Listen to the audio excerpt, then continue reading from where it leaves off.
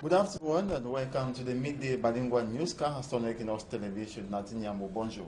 Bonjour Innocent Azé, mesdames et messieurs, bonjour. Merci d'honorer ce rendez-vous de l'information sur Equinox Télévision. Avalanche de critiques après la démarche du candidat du MRC, Maurice Kamto, à l'élection présidentielle du 7 octobre dernier. Selon le secrétaire général du comité central du RDPC, Maurice Kamto a outrepassé les lois et règlements de la République.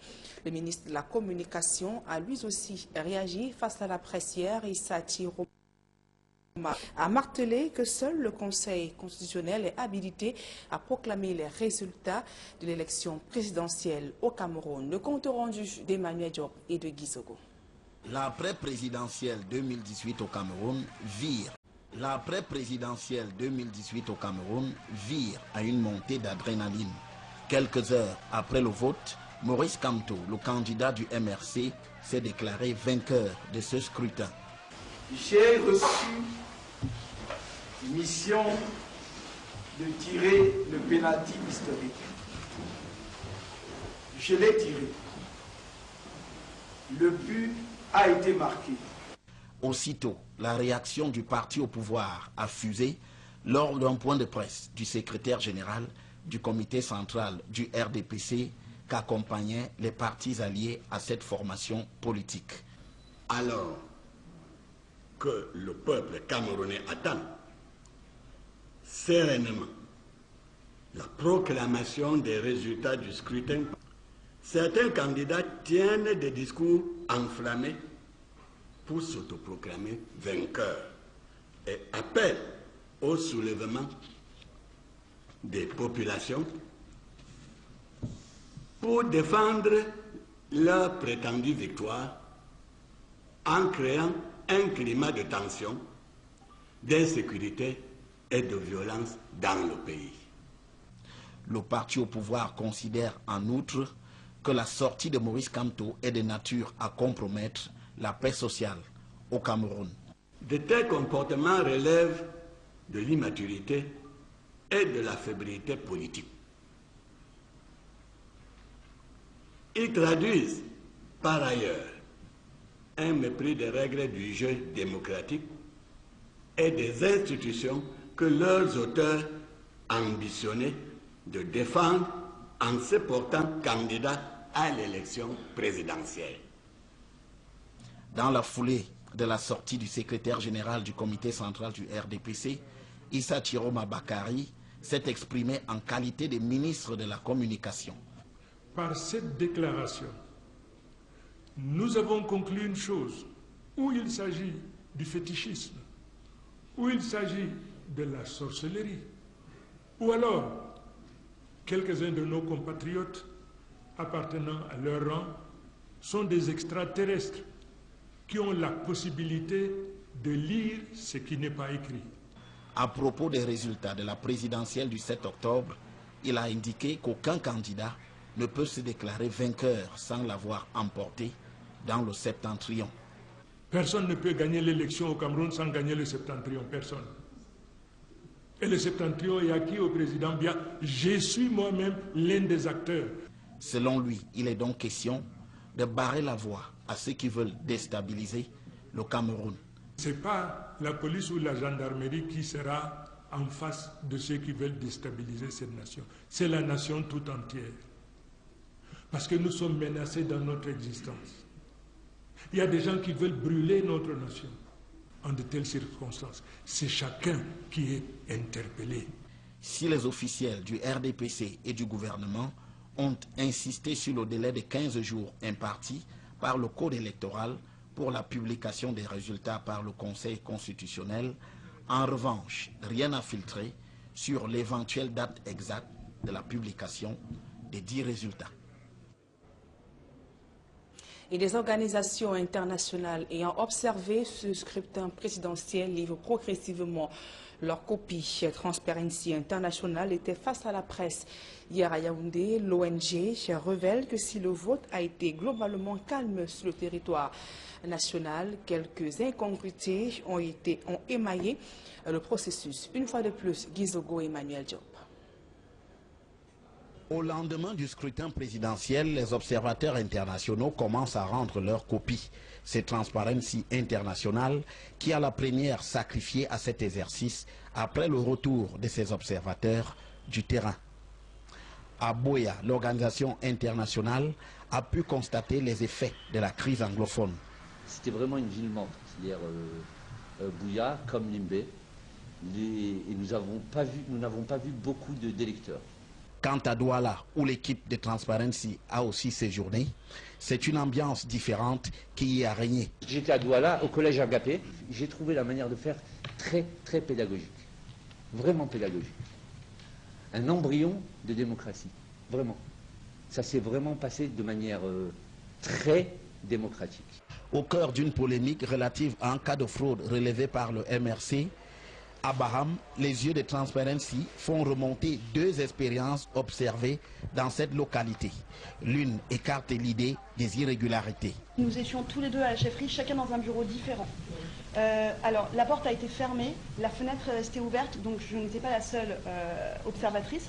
Il y avait une vingtaine de citoyens camerounais derrière moi, donc, qui étaient là et qui pourraient attester de la même chose. La boîte a été ouverte. Et le vote a été arrêté, nous étions là avant 18 h. Le vote a été arrêté, il n'y avait pas un nombre de votants exceptionnel, donc en fait je ne pense vraiment pas qu'il y ait eu de jeu de cartes.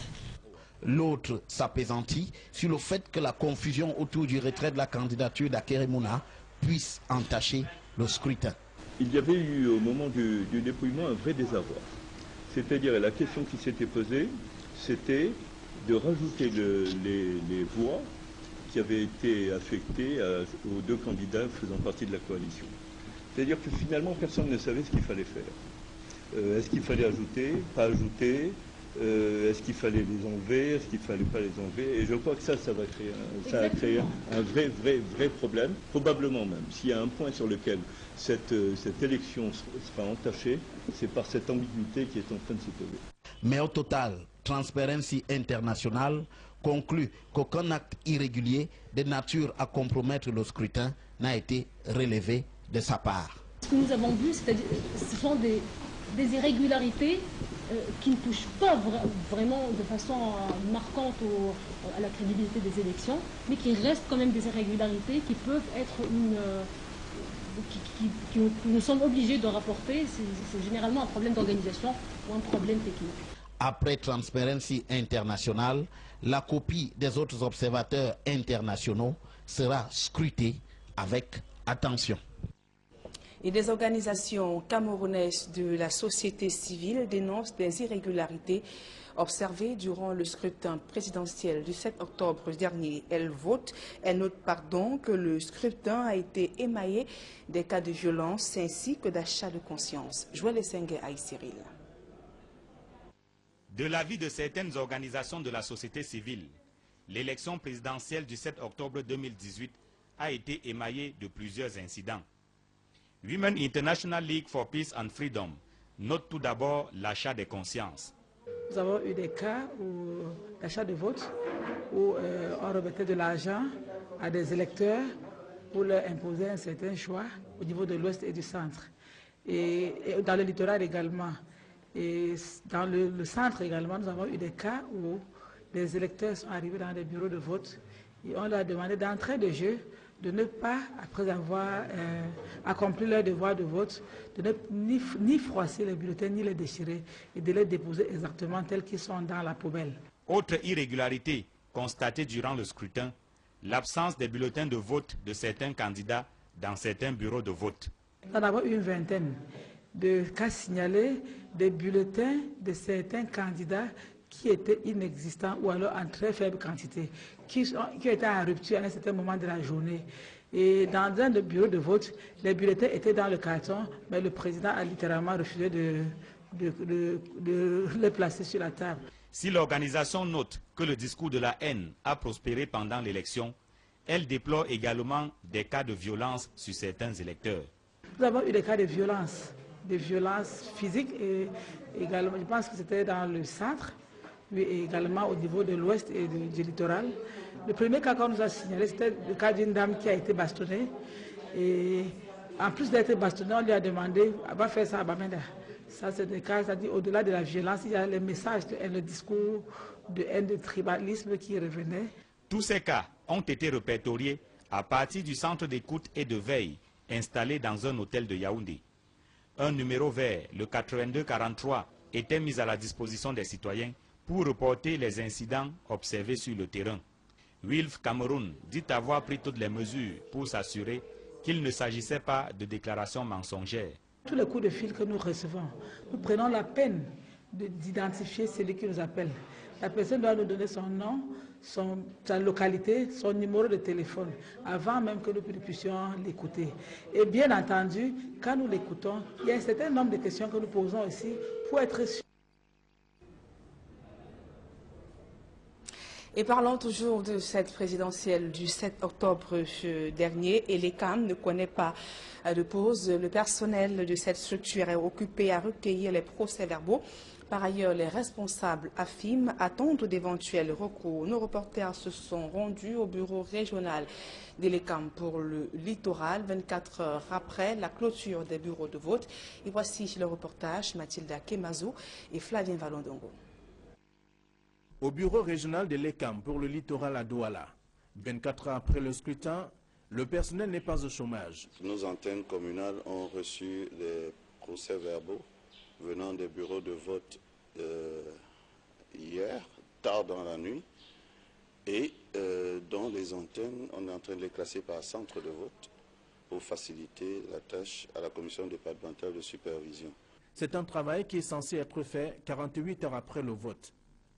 Et c'est à l'issue que la commission départementale prend en jeu pour rendre compte. La commission départementale, elle, va centraliser les différents votes de tous les arrondissements et donc elle transmettra son procès verbal 72 heures au plus tard après la clôture du scrutin à la commission nationale de recensement des votes.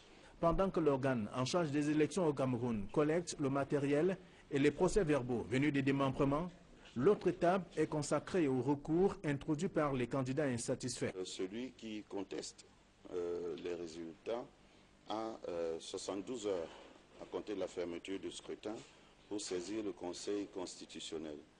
Dans les 24 heures, le Conseil affiche ou communique la contestation aux intéressés et les intéressés ont 48 heures pour répondre.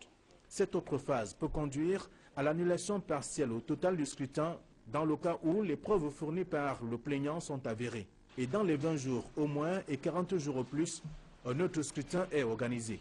Voilà à quoi s'attelle le personnel l'ECAM dès le lendemain du scrutin du 7 octobre 2018 à Douala. Et l'un des enjeux de cette élection présidentielle, c'était d'assurer la sécurité des personnes et des biens et surtout dans certaines localités en proie à l'insécurité. C'est d'ailleurs le cas, par exemple, dans la région de l'Est, précisément dans l'arrondissement de Botoro, à la frontière entre le Cameroun et la République centrafricaine. Là-bas, sous la supervision du sous-préfet, les citoyens sont allés voter sans crainte. Écoutons à présent cette réaction de Dejene Dimbele. C'est le sous-préfet de Botoro, au micro d'Equinox Télévision. Le responsable de l'ECAM et les représentants des partis politiques à Nice, nous avons effectué le tour des bureaux de vote pour constater l'effectivité des élections et notamment de son bon déroulement. Les chefs d'unité des forces de maintien de l'ordre ont pris toutes les dispositions requises pour que les bureaux de vote, les scrutateurs et les différents représentants, les différents acteurs en jeu puissent être en sécurité. Mon état-major Un public reportage à présent. La Cameroun Women Business Leader forme des femmes entreprenantes afin de leur donner des clés du succès dans la réussite de leur entreprise. Une session de formation s'est tenue récemment dans la ville de Douala. Reportage. Le contexte actuel est dominé par une certaine vulnérabilité économique et sociale des femmes qui font face à un accès très limité aux ressources essentielles. C'est fort de ce constat que Mme Adélaïde Ngalemiano a pensé à la création de la Cameroun Women Business Leaders Association qui vise certains objectifs. D'autonomisation et de développement de l'entrepreneuriat des femmes au service de la collectivité, au service aussi de l'émergence du Cameroun. Pour être visible, Restez au devant de la scène. Lancée en mars 2017, la Cameroun Women Business Leaders Association entretient certaines valeurs. En bonne place, l'audace. La première valeur qu'une femme doit avoir, c'est avoir l'audace. Avoir l'audace d'avoir un projet. Avoir l'audace de mettre ce projet en route, quelles que soient les difficultés. Ce que nous attendons d'elle, c'est qu'elle prenne confiance en elle et surtout qu'elle réussisse. À l'audace s'ajoutent d'autres valeurs, telles le partage, le professionnalisme, l'éthique et le leadership. C'est dans cet esprit que la Cameroun Women Business Leaders Association a tenu la première session de la 4e édition du séminaire de formation en gestion d'entreprise gratuite sous le thème « Comment mieux gérer son entreprise ». Cette formation, comme le thème l'a indiqué, c'est un séminaire de formation qui va aider ces dames, comment bien gérer son entreprise, qui va aider ces dames à formaliser la gestion de leurs entreprises, à adopter des pratiques managériales pour pouvoir développer leur micro-entreprise. Pendant 2 jours, les potentiels chefs d'entreprise et celles qui le sont déjà ont été longuement édifiés sur des techniques diverses de gestion d'entreprise. Elles en sont réparties satisfaites. Cette séance de travail nous a permis de pouvoir mieux structurer notre façon d'organiser notre entreprise. Je n'avais pas la capacité de gérer une entreprise parce que je n'avais pas les connaissances nécessaires. Je commençais et puis du coup je suis calée et puis je rentre en faillite. Mais comme j'ai assisté à ce séminaire, je pense que j'ai retenu quelque chose et cela va m'aider à améliorer ma façon de mieux gérer mon entreprise. J'ai maintenant des armes pour aller vers une création d'entreprise et me mettre en entreprise. Les participantes ont reçu des diplômes de fin de formation et se sont séparées dans la gaieté en prenant rendez-vous pour le mardi 16 et le mercredi 17 octobre 2018 pour la 2e session de cette formation.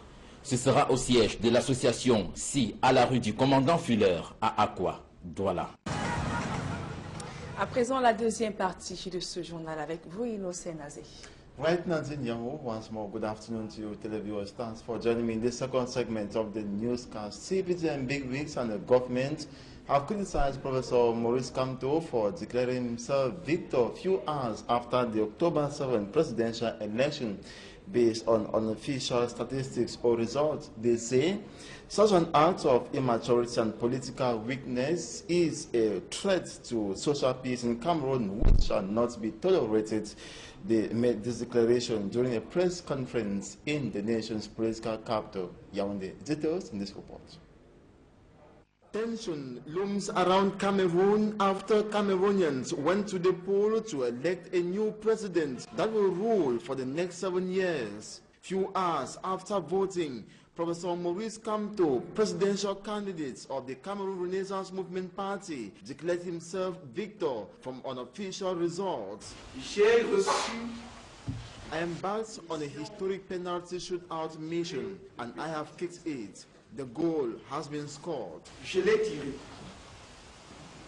Le but a été marqué. In furious response, the ruling CPDM party criticized the act by Maurice Kamto, announcing victory before the Constitutional Council. In a press conference organized by Jean Kouete, CPDM Central Committee Secretary General, and attended by allied parties, Kamto was highly criticized. Que le peuple camerounais attend sereinement.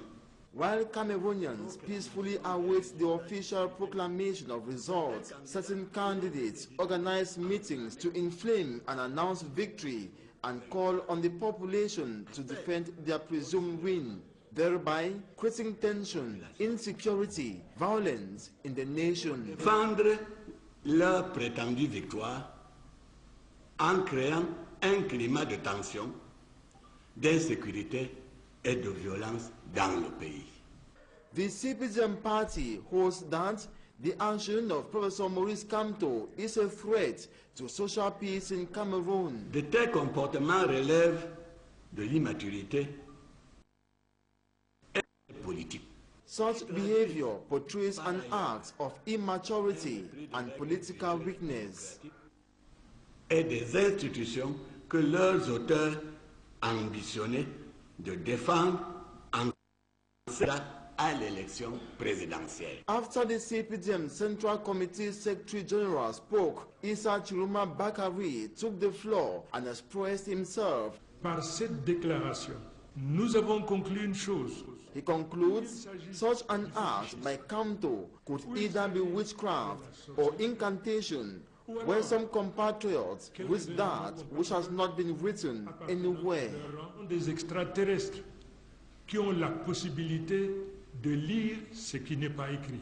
Concerning results of the presidential election of October 7, the CPDM bigwigs declared that no candidate has the prerogative to announce victory in Cameroon when he did not win in Grand North, that is, the whole of northern Cameroon that usually rallies behind Paul Biya.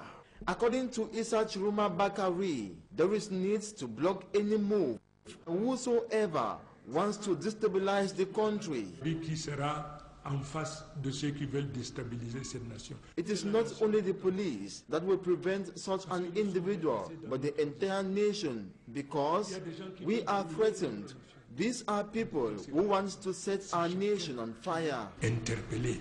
The CPDM and government have maintained that only the Constitutional Council has the right to announce results within 15 days, but the precise date has not been made public.